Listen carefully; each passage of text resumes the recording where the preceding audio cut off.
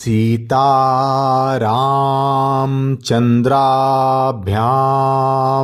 नमः। श्रीमद् वाल्मीकि रामायण बालकांड 69वां सर्ग। दल बल सहित राजा दशरथ की मिथिला यात्रा और वहाँ राजा जनक के द्वारा उनका स्वागत सत्कार।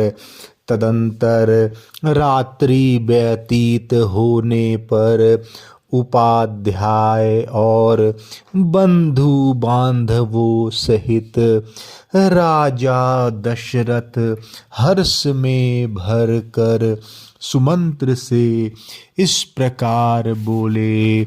आज हमारे सभी धनाध्यक्ष खजांची बहुत सा धन लेकर नाना प्रकार के रत्नों से संपन्न हो सबसे आगे चले। उनकी रक्षा के लिए हर तरह की सुव्यवस्था होनी चाहिए। सारी चतुरंगनी सेना भी यहाँ से शीघ्र ही कूच कर दे। अभी मेरी आज्ञा सुनते ही सुंदर सुंदर पालकियाँ और अच्छे अच्छे घोड़े आदि वाहन तैयार होकर चल दे।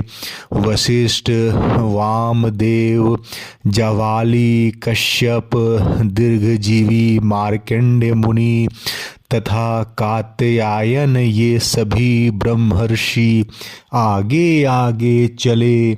मेरा रथ भी तैयार करो, देर नहीं होनी चाहिए। राजा जनक के दूत मुझे जल्दी करने के लिए प्रेरित कर रहे हैं। राजा की इस आज्ञा के अनुसार चतुरंगनी सेना तैयार हो गई और ऋषियों के साथ यात्रा करते हुए महाराज दशरथ के पीछे पीछे चली। 4 दिन का मार्ग तय करके वे सब लोग विदेह देश में जा पहुँचे। उनके आगमन का समाचार सुनकर श्रीमान राजा जनक ने स्वागत सत्कार की तैयारी की। तत्पश्चात आनंद मग्न हुए राजा जनक बूढ़े महाराज दशरथ के पास पहुँचे। उनसे मिलकर उन्हें बड़ा हर्ष हुआ। राजाओं में श्रेष्ठ मिथिला नरेश ने आनंद मग्न हुए पुष्प्रवर राजा दशरथ से कहा, नर श्रेष्ठ रघुनंदन, आपका स्वागत है। मेरे बड़े भाग्य जो आप यहाँ पधारे। आप यहाँ अपने दोनों पुत्रों की प्रीति प्राप्त करेंगे जो उन्होंने अपने पराक्रम से जीत कर पाई है। महातेजस्वी भगवान वशिष्ठ मुनि ने भी हमारे सौभाग्य से ही यहाँ पदार्पण किया है।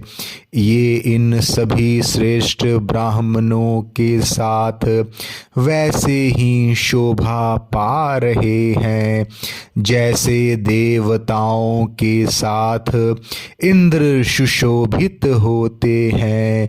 सौभाग्य से मेरी सारी विघ्न बाधाएं पराजित हो गई।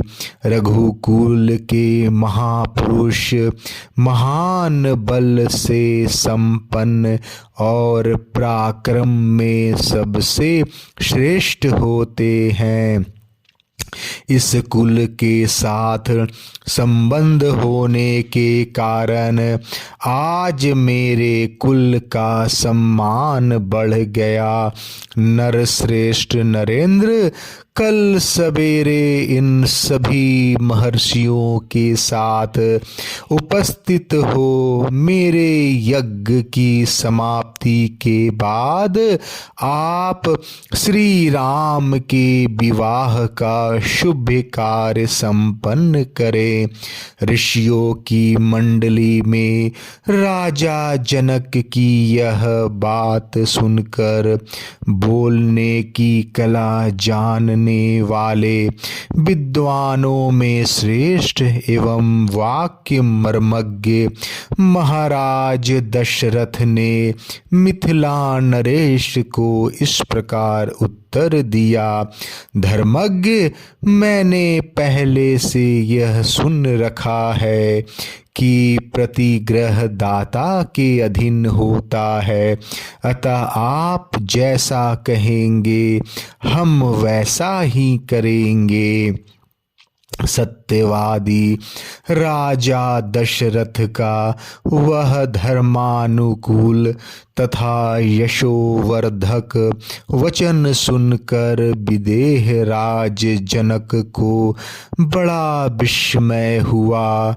तदंतर सभी महर्षि एक दूसरे से मिलकर बहुत प्रसन्न हुए और सबने बड़े सुख से वह रात बिताई।